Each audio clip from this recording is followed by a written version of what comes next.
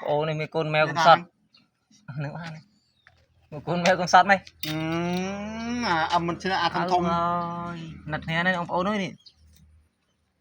mình sẽ mấy về chmol hồn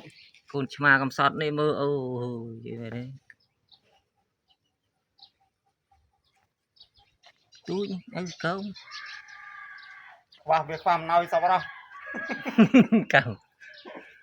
cái chị hay chị đây chị nghe năng hay mày chẳng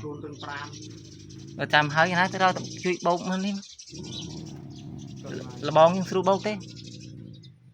chăm chui bông biết ngay chăm hơi á đây chăm mơ thật con mèo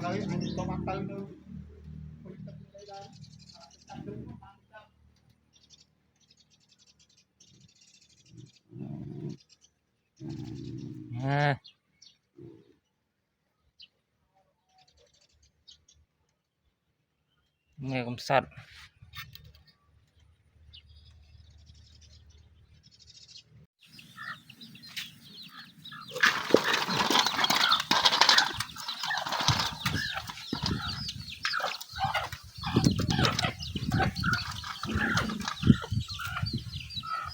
lại oi xì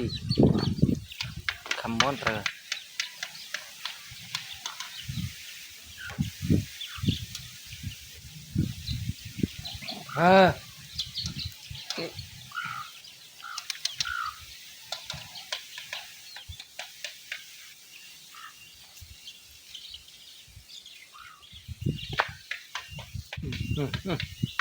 một năng này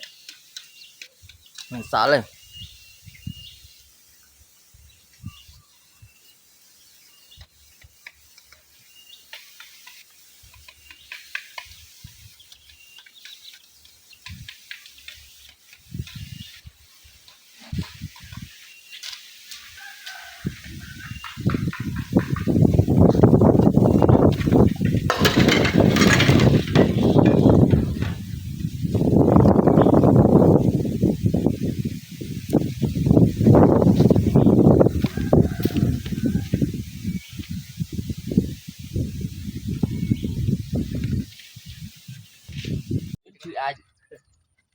dạ dạ trộm đây thì